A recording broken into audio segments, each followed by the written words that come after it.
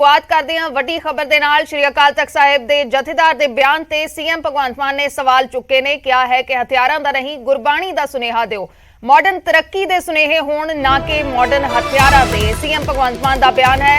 श्री अकाल तख्त साहिब के जथेदार के बयान से सीएम भगवंत मान ने सवाल चुके ने। क्या है कि हथियारों का नहीं गुरबाणी का सुनेहा दो।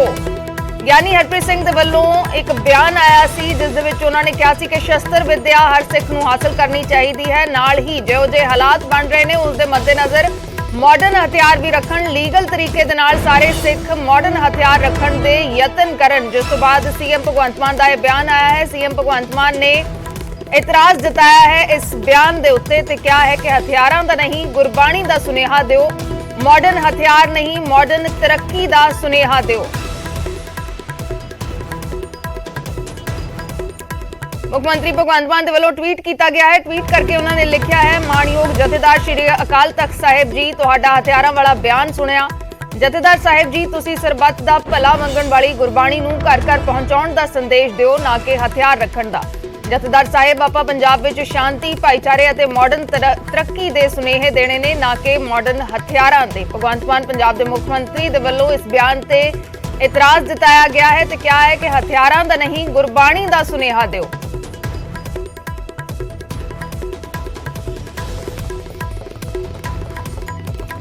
उधर श्री अकाल तख्त साहिब के जथेदार नूं हटाउण दी मंग कर दी गई है। राजा वड़िंग का यह बयान आया है कि जथेदार हरप्रीत सिंह नूं हटाया जाए। जथेदार का बयान भाईचारक सांझ दे लई खतरनाक है। राजा वड़िंग पंजाब कांग्रेस के प्रधान, उन्हां दे वल्लों इस बयान ते इतराज जताया गया है ते नाल ही श्री अकाल तख्त साहिब के जथेदार ज्ञानी हरप्रीत सिंह नूं हटाउण दी मंग कर दी है। क्या है कि जथेदार का बयान भाईचारक सांझ दे लई खतरनाक है।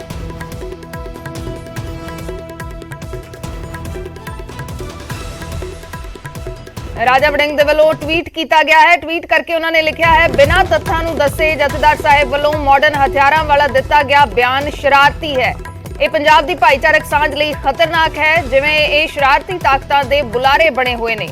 मैं पंजाब की शांति लई मंग करदा हां कि इन्हां नूं उच्च अहुदे तो हटाया जाए। राजा वड़िंग पंजाब कांग्रेस के प्रधान, उन्हां दे वल्लों यह बयान आया है। यह ट्वीट उन्होंने किया है। क्या है कि बिना तथ्यां नूं दस्से जथेदार साहिब दे वल्लों मॉडर्न हथियारां वाला दिता गया बयान शरारती है, पंजाब की भाईचारक सांझ दे लई खतरनाक है, जिवें ये शरारती ताकतां दे बुलारे बने हुए ने। मैं पंजाब की शांति दे लई मंग करदा हां कि इन्हां नूं इस उच्च अहुदे तो हटाया जाए।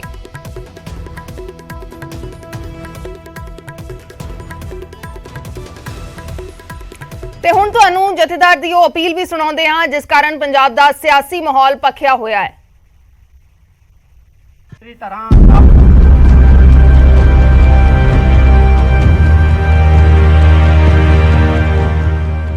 हर सिख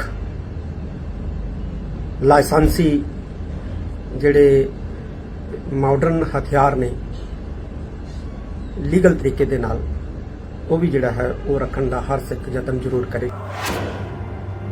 हालातां नूं वेखदे होए हर सिख नूं लीगल तरीके लाइसेंसी हथियार रखने चाहिए ने। जथेदार श्री अकाल तख्त साहिब की अपील एक नवी बहस की शुरुआत का सबब बन गई। सब तो पहला तुहानूं जथेदार का पूरा बयान सुनाने आ।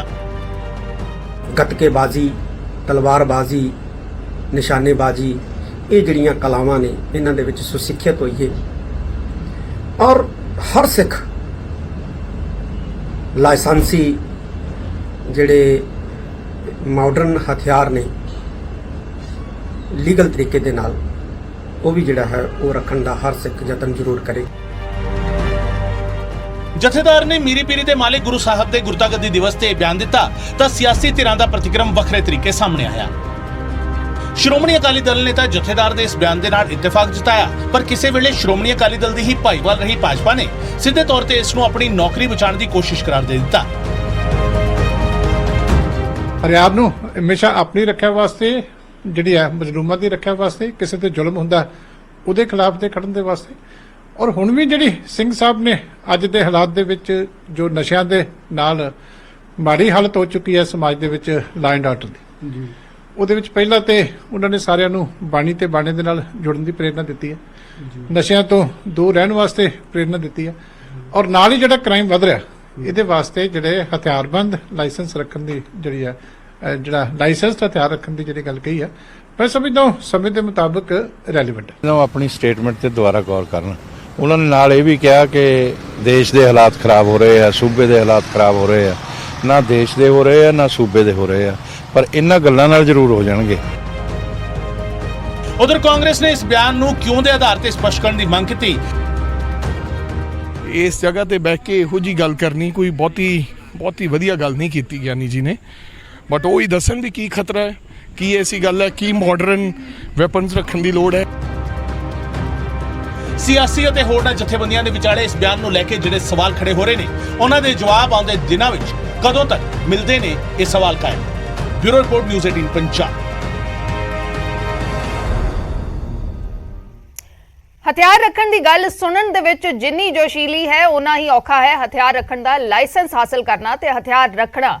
ਸਾਡੇ ਸਹਿਯੋਗੀ ਮਨੋਜ ਰਾਠੀ ਦੀ ਇਹ ਰਿਪੋਰਟ ਵੇਖੋ।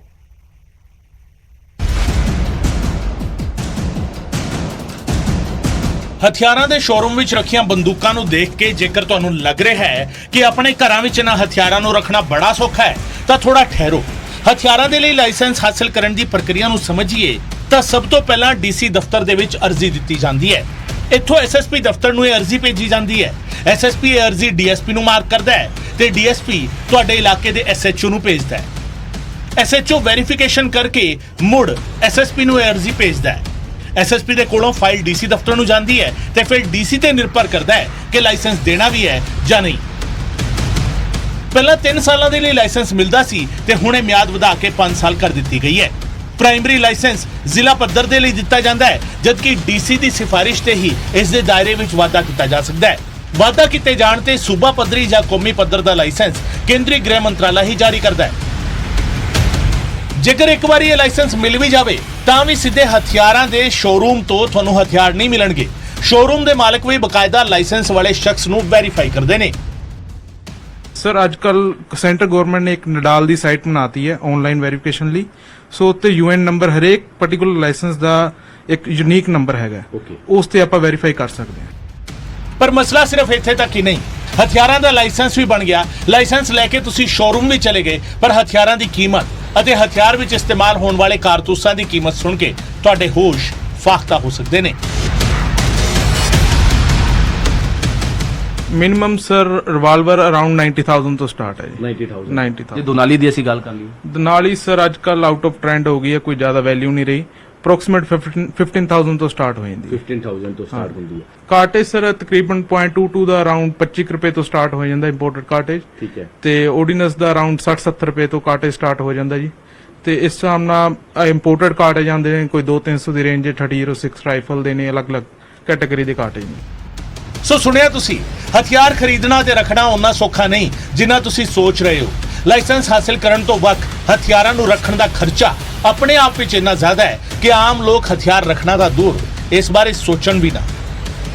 ਮੋਹਾਲੀ ਤੋਂ ਮਨੋਜ ਰਾਠੀ ਦੀ ਰਿਪੋਰਟ, ਨਿਊਜ਼ 18 ਪੰਜਾਬ।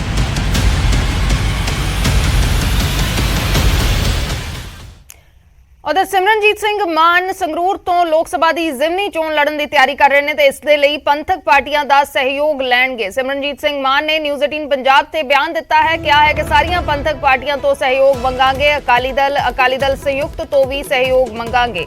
ਸੰਗਰੂਰ ਦੇ ਵਿੱਚ ਲੋਕ ਸਭਾ ਦੀ ਜ਼ਿਮਨੀ ਚੋਣ ਹੋਣੀ ਹੈ। ਸਾਡੇ ਸਹਿਯੋਗੀ ਅਮਨ ਭਾਰਦਵਾਜ ਨੇ ਸਿਮਰਨਜੀਤ ਸਿੰਘ ਮਾਨ ਨਾਲ ਖਾਸ ਗੱਲਬਾਤ ਕੀਤੀ ਹੈ। ਵੇਖੋ ਇਹ ਰਿਪੋਰਟ।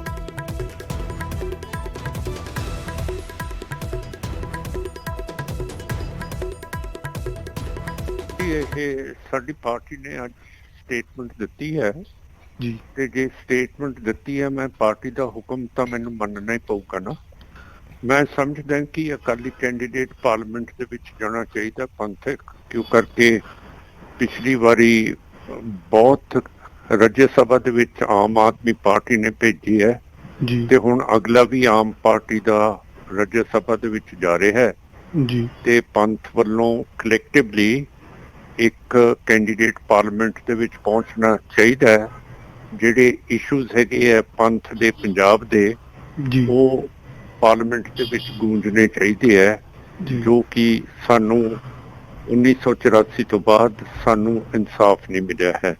ਤੁਸੀਂ ਮੰਨਦੇ ਹੋ ਕਿ ਅਕਾਲੀ ਦਲ ਨੂੰ, ਜਿਵੇਂ ਅਕਾਲੀ ਦਲ ਹੈ, ਅਕਾਲੀ ਦਲ ਸੰਯੁਕਤ ਐਸਾ ਵੀ ਅਕਾਲੀ ਦਲ ਨੂੰ ਤੁਹਾਨੂੰ ਸਪੋਰਟ ਕਰਨੀ ਚਾਹੀਦੀ ਹੈ? ਮੈਂ ਤਾਂ ਸਾਰਿਆਂ ਦੀ ਸਪੋਰਟ ਲਊਂਗਾ ਅਮਨ ਜੀ, ਹੁਣ ਬਗੈਰ ਮੰਗਣ ਤੋਂ ਤਾਂ ਕੋਈ ਦਿੰਦਾ ਨਹੀਂ ਹੁੰਦਾ।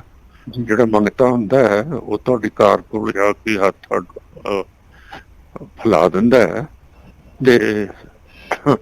ਤੇ ਸਾਰਿਆਂ ਤੋਂ ਮੈਨੂੰ ਤਾਂ ਹੈਲਪ ਮੰਗਣੀ ਪਊਗੀ। ਉਧਰ ਰੋਪੜ ਦੀ ਅਦਾਲਤ ਨੇ ਆਮ ਆਦਮੀ ਪਾਰਟੀ ਦੇ ਵਿਧਾਇਕ ਡਾਕਟਰ ਬਲਬੀਰ ਨੂੰ ਝਟਕਾ ਦਿੱਤਾ ਹੈ। ਜ਼ਮੀਨੀ ਵਿਵਾਦ ਦੇ ਮਾਮਲੇ ਦੇ ਵਿੱਚ ਵਿਧਾਇਕ ਨੂੰ 3 ਸਾਲ ਦੀ ਸਜ਼ਾ ਸੁਣਾਈ ਗਈ ਹੈ, ਜਦਕਿ ਡਾਕਟਰ ਬਲਬੀਰ ਨੇ ਇਸ ਕੇਸ ਨੂੰ ਸਿਆਸਤ ਤੋਂ ਪ੍ਰੇਰਿਤ ਦੱਸਿਆ ਤੇ ਸੈਸ਼ਨ ਕੋਰਟ ਦੇ ਵਿੱਚ ਸਜ਼ਾ ਵਾਲੇ ਫੈਸਲੇ ਨੂੰ ਚੁਣੌਤੀ ਦੇਣ ਦੀ ਗੱਲ ਕਹੀ ਹੈ।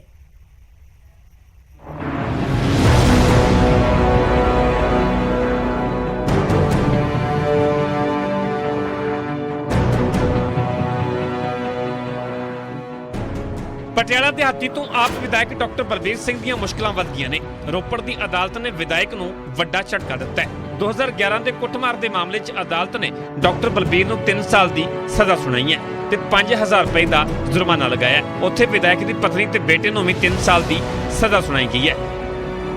ਹਾਲਾਂਕਿ ਮੌਕੇ ਤੇ ਵਿਧਾਇਕ ਵੱਲੋਂ ਜ਼ਮਾਨਤ ਭਰੀ ਗਈ ਤੇ ਅਦਾਲਤ ਨੇ ਵਿਧਾਇਕ ਬਲਬੀਰ ਨੂੰ ਜ਼ਮਾਨਤ ਵੀ ਦੇ ਦਿੱਤੀ ਹੈ।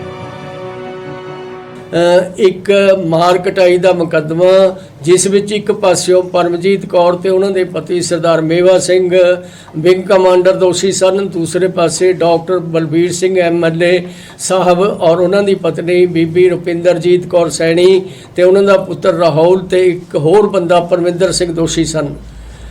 ਪਰਮਜੀਤ ਕੌਰ ਮੇਵਾ ਸਿੰਘ ਨੂੰ ਮਾਨਯੋਗ ਅਦਾਲਤ ਨੇ ਤੱਥਾਂ ਦੀ ਬਿਨਾਂ ਤੇ ਬਰੀ ਕਰ ਦਿੱਤਾ ਤੇ ਡਾਕਟਰ ਬਲਬੀਰ ਸਿੰਘ ਤੇ ਉਹਨਾਂ ਦੇ ਬਾਕੀ ਦੋਸ਼ੀਆਂ ਨੂੰ ਦੋਸ਼ੀ ਕਰਾਰ ਦੇ ਕੇ ਸਜ਼ਾ ਦੇ ਦਿੱਤੀ।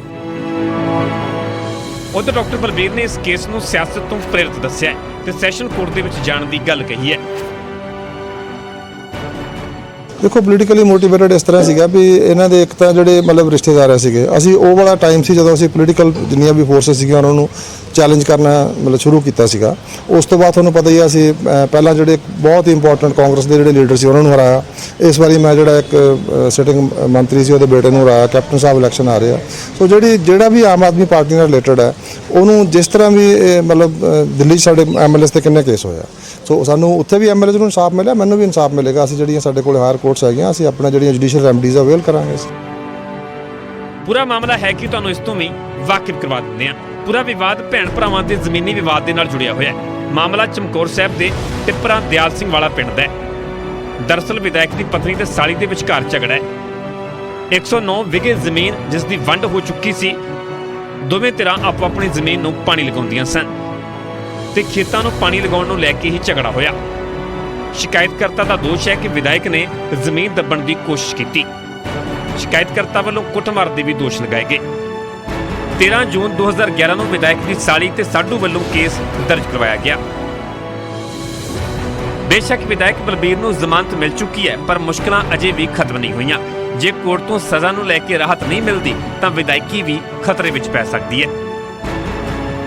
ਰੋਪੜ ਤੋਂ ਅਵਤਾਰ ਕੰਬੋਜ, ਨਿਊਜ਼ 18 ਪੰਜਾਬ। ਜੇਲ੍ਹ ਜਾਣ ਤੋਂ ਬਾਅਦ ਨਵਜੋਤ ਸਿੰਘ ਸਿੱਧੂ ਕੱਲ ਫਿਰ ਤੋਂ ਮੀਡੀਆ ਦੇ ਕੈਮਰਿਆਂ ਦੇ ਵਿੱਚ ਕੈਦ ਹੋਏ। ਸਿੱਧੂ ਪਟਿਆਲਾ ਦੇ ਰਜਿੰਦਰਾ ਹਸਪਤਾਲ ਲਿਆਂਦੇ ਗਏ ਸਨ, ਜਿੱਥੇ ਉਹਨਾਂ ਦੇ ਮੈਡੀਕਲ ਟੈਸਟ ਹੋਏ ਨੇ।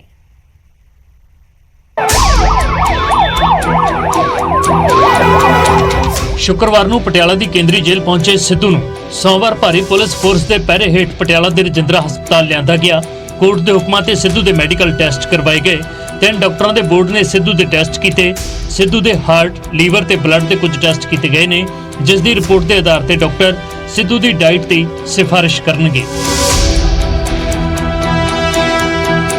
ਹਾਂਜੀ ਕੋਰਟ ਦੇ ਆਰਡਰ ਸੀਗੇ ਜੀ, ਉਹਨਾਂ ਦੇ ਕੁਝ ਟੈਸਟ ਹੋਣੇ ਸੀ ਤੇ ਕੁਝ ਉਹਨਾਂ ਨੂੰ ਜਿਹੜੀਆਂ ਉਹਨਾਂ ਦੇ ਮੁਤਾਬਕ ਰਿਕਾਰਡ ਦੇ ਮੁਤਾਬਕ ਬਿਮਾਰੀਆਂ ਨੇ ਉਹਨਾਂ ਦੇ ਟੈਸਟ ਤੇ ਉਹਨਾਂ ਨੂੰ ਡਾਈਟ ਰਿਕਮੈਂਡੇਸ਼ਨ ਕਰਨੀ ਸੀ। ਇਹ ਵੇਲੇ ਇਹਨਾਂ ਨੂੰ ਇੱਕ DVT ਕਹਿੰਦੇ ਆ ਜੀ, ਡੀ ਵੇਨ ਥ੍ਰੋਮਬੋਸਿਸ, ਉਹਦੀ ਮੇਨ ਇਲਾਜ ਚੱਲ ਰਿਹਾ, ਜਿਹੜਾ ਦਵਾਈਆਂ ਵੀ ਤੇ ਉਹਦੇ ਨਾਲ ਦੀ ਉਹਨੂੰ ਜੋ ਡਾਈਟ ਰਿਕਮੈਂਡ ਆਲਰੇਡੀ ਕੀਤਾ ਹੋਇਆ ਡਾਕਟਰਸ ਨੇ ਉਹਦੇ ਨਾਲ ਬੇਸਿਕਲੀ ਰਿਲੇਟਡ ਹੈ। ਉਹ ਜਿਗਰ ਦੇ ਟੈਸਟ ਹੋਣੇ ਜੀ, ਦਿਲ ਦੇ ਟੈਸਟ ਹੋਣੇ ਤੇ ਬਲੱਡ ਦੇ ਟੈਸਟ ਹੋਣੇ, ਯੂਰਿਨ ਦੇ ਟੈਸਟ ਹੋਣੇ। ਡਾਕਟਰਾਂ ਵੱਲੋਂ ਤਿਆਰ ਕੀਤੀ ਰਿਪੋਰਟ ਕੋਰਟ ਦੇ ਵਿੱਚ ਪੇਸ਼ ਕੀਤੀ ਜਾਵੇਗੀ ਅਤੇ ਫਿਰ ਕੋਰਟ ਦੇ ਹੁਕਮਾਂ ਦੇ ਮੁਤਾਬਕ ਸਿੱਧੂ ਨੂੰ ਜੇਲ੍ਹ ਦੇ ਅੰਦਰ ਮੈਡੀਕਲ ਤੇ ਡਾਈਟ ਦੀ ਸਹੂਲਤ ਮਿਲੇਗੀ।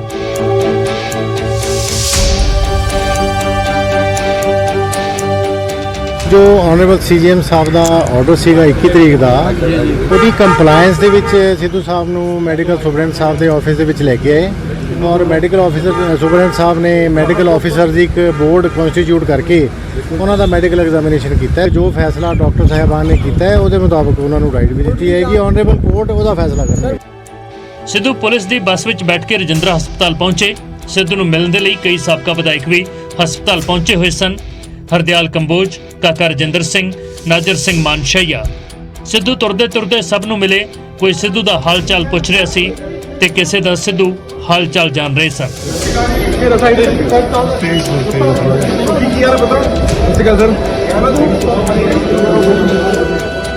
ਸਿੱਧੂ ਨੇ ਮੈਡੀਕਲ ਆਧਾਰ ਤੇ ਸਰੈਂਡਰ ਕਰਨ ਦੇ ਲਈ ਕੁਝ ਦਿਨ ਦੀ ਮੋਹਲਤ ਲੈਣ ਦੇ ਲਈ ਸੁਪਰੀਮ ਕੋਰਟ ਦਾ ਰੁਖ ਕੀਤਾ ਸੀ, ਪਰ ਉਹਨਾਂ ਨੂੰ ਰਾਹਤ ਨਹੀਂ ਮਿਲੀ, ਜਿਸ ਦੇ ਬਾਅਦ ਸਿੱਧੂ ਨੇ ਰੋਡਰੇਜ ਮਾਮਲੇ ਦੇ ਵਿੱਚ ਸ਼ੁੱਕਰਵਾਰ ਨੂੰ ਸਰੈਂਡਰ ਕਰ ਦਿੱਤਾ ਸੀ।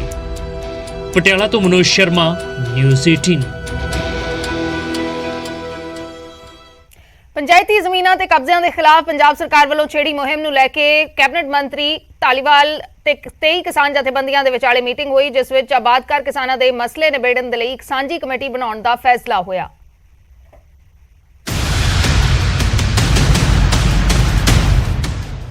ਪੰਚਾਇਤੀ ਜ਼ਮੀਨਾਂ ਤੋਂ ਕਬਜ਼ੇ ਛੁਡਵਾਉਣ ਦੀ ਸਰਕਾਰ ਦੀ ਮੁਹਿੰਮ ਜਾਰੀ ਰਹੇਗੀ। ਸਰਕਾਰ ਅਤੇ 23 ਕਿਸਾਨ ਜਥੇਬੰਦੀਆਂ ਦੇ ਵਿਚਾਲੇ ਹੋਈ ਮੀਟਿੰਗ ਦੇ ਵਿੱਚ ਇਸ ਗੱਲ ਤੇ ਸਹਿਮਤੀ ਬਣ ਗਈ, ਪਰ ਛੋਟੇ ਕਿਸਾਨਾਂ, ਮਜ਼ਦੂਰਾਂ ਜਾਂ ਫਿਰ ਆਬਾਦਕਾਰਾਂ ਦੇ ਕੇਸ ਵੱਖਰੇ ਤੌਰ ਤੇ ਵਿਚਾਰੇ ਜਾਣਗੇ। ਇਸ ਦੇ ਲਈ ਇੱਕ 9 ਮੈਂਬਰੀ ਕਮੇਟੀ ਬਣਾਈ ਜਾਵੇਗੀ, ਜਿਸ ਵਿੱਚ ਸਰਕਾਰ ਤੇ ਕਿਸਾਨਾਂ ਦੇ ਨੁਮਾਇੰਦੇ ਸ਼ਾਮਲ ਹੋਣਗੇ। ਕਿ ਅਸੀਂ ਤੈਅ ਕੀਤਾ ਕਿ ਜਿਹੜੇ ਇਹ ਕਿਸਾਨ ਨੇ ਛੋਟੇ, ਜਿਨ੍ਹਾਂ ਨੇ ਜ਼ਮੀਨਾਂ ਵਾਹੀਯੋਗ ਬਣਾਈਆਂ, ਸਾਰਾ ਕੁਝ ਕੀਤਾ, ਉਹਨਾਂ ਦੇ ਭਵਿੱਖ ਬਾਰੇ ਇੱਕ ਵੱਖਰੀ ਰਣਨੀਤੀ ਜਿਹੜੀ ਤੈਅ ਕਰਾਂਗੇ। ਉਦੋਂ ਦੇ ਵਿੱਚ ਸਾਡੇ ਨਾਲ ਸਾਡੀਆਂ ਕਿਸਾਨ ਜਥੇਬੰਦੀਆਂ ਦੇ ਆਗੂ ਹੋਣਗੇ। ਇੱਕ ਅਸੀਂ 9 ਮੈਂਬਰੀ ਕਮੇਟੀ ਜਿਹੜੀ ਆ ਉਹਦੇ ਲਈ ਗਠਿਤ ਕਰਾਂਗੇ। ਸਾਡੇ ਅਧਿਕਾਰੀ ਹੋਣਗੇ ਤੇ ਕਿਸਾਨ ਲੀਡਰ ਹੋਣਗੇ। ਇਸ ਕਮੇਟੀ ਦੇ ਵਿੱਚ 5 ਮੈਂਬਰ ਕਿਸਾਨਾਂ ਦੇ ਹੋਣਗੇ ਅਤੇ ਇਹ ਕਮੇਟੀ ਮੁੱਖ ਰੂਪ ਦੇ ਵਿੱਚ ਇਹ ਤੈਅ ਕਰੇਗੀ ਕਿ ਸ਼ਾਮਲਾਟ ਜ਼ਮੀਨਾਂ ਦੇ ਵਿੱਚੋਂ ਕਿਹੜੀ ਜ਼ਮੀਨ ਸਰਕਾਰੀ ਹੈ ਅਤੇ ਕਿਹੜੀ ਜ਼ਮੀਨ ਕਿਸਾਨਾਂ ਦੇ ਹਿੱਸਿਆਂ ਵਿੱਚੋਂ ਕੱਟ ਕੇ ਬਣੀ ਹੈ।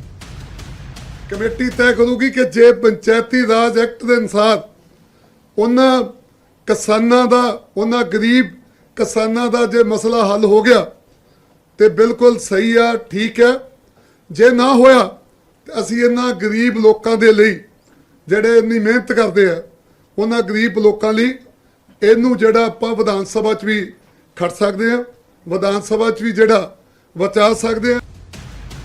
ਇਸ ਕਮੇਟੀ ਦੀ ਪਹਿਲੀ ਮੀਟਿੰਗ ਇਸੇ ਹਫਤੇ ਹੋਵੇਗੀ, ਜਿਸ ਵਿੱਚ ਛੋਟੇ ਕਿਸਾਨਾਂ ਦੇ ਮਸਲੇ ਵਿਚਾਰੇ ਜਾਣਗੇ ਕਿ ਕਿਵੇਂ ਉਹਨਾਂ ਨੂੰ ਪੰਚਾਇਤੀ ਰਾਜ ਐਕਟ ਦੇ ਤਹਿਤ ਮਾਲਕਾਨਾ ਹੱਕ ਦਿੱਤੇ ਜਾ ਸਕਦੇ ਨੇ, ਤੇ ਜੇਕਰ ਕਮੇਟੀ ਇਹਨਾਂ ਮਸਲਿਆਂ ਦਾ ਕੋਈ ਹੱਲ ਨਾ ਕਰ ਸਕੀ ਤਾਂ ਫਿਰ ਵਿਧਾਨ ਸਭਾ ਦਾ ਇਜਲਾਸ ਵੀ ਬੁਲਾਇਆ ਜਾ ਸਕਦਾ ਹੈ।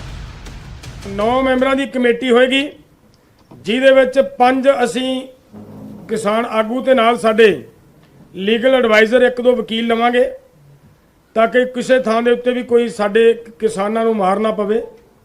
ਔਰ ਉਹ ਕਮੇਟੀ ਨੇ ਇਹੀ ਤੈਅ ਕਰਨਾ ਹੈ ਕਿ ਕਿਹੜੀਆਂ ਜ਼ਮੀਨਾਂ ਕਿਸਾਨਾਂ ਦੀਆਂ ਨੇ ਤੇ ਕਿਹੜੀਆਂ ਜ਼ਮੀਨਾਂ ਸਰਕਾਰੀ ਨੇ। ਤੇ ਜਦੋਂ ਸਰਕਾਰੀ ਤੇ ਕਿਸਾਨਾਂ ਵਾਲੀ ਜ਼ਮੀਨ ਨੂੰ ਕਮੇਟੀ ਨੇ ਸਾਫ਼ ਕਰ ਲਿਆ, ਉਸ ਤੋਂ ਬਾਅਦ ਫਿਰ ਮੇਰਾ ਖਿਆਲ ਹੈ ਇਹ ਕਲੀਅਰ ਹੋ ਜਾਂਦਾ ਕਿ ਕਿਸਾਨ ਕਿੰਨੀ ਜ਼ਮੀਨ ਤੇ ਕਾਬਜ਼ ਹੈ। ਉਹਦਾ ਫਿਰ ਕੋਈ ਸਵਾਲ ਹੀ ਨਹੀਂ ਰਹਿੰਦਾ। ਜਿਹੜੇ ਕਿਸਾਨ ਦਾ ਕਬਜ਼ਾ ਛਡਾਉਣਾ, ਉਹਦੀ ਇਹ ਕੈਟੇਗਰੀ ਤੈਅ ਕਰਨੀ ਹੈ ਉਸ ਕਮੇਟੀ ਨੇ ਕਿ ਇਹ ਕਿਸਾਨਾਂ ਦੀ ਵੰਡ ਵਾਲੀ ਜ਼ਮੀਨ ਹੈ, ਤਾਂ ਉਹਦੇ ਤੇ ਭਾਵੇਂ 5 ਏਕੜ ਦੇ ਉੱਤੇ ਕਿਸਾਨ ਮਾਲਕ ਆ, ਭਾਵੇਂ 6 ਏਕੜ ਦੇ ਉੱਤੇ ਵਾਹ ਖੇਤੀ ਕਰ ਰਿਹਾ, ਭਾਵੇਂ ਜੋ ਵੀ ਹੈ, ਉਹ ਸਾਰਿਆਂ ਦੀ ਖਾਤਰ ਅਸੀਂ ਲੜ ਰਹੇ ਹਾਂ ਤੇ ਲੜਾਂਗੇ।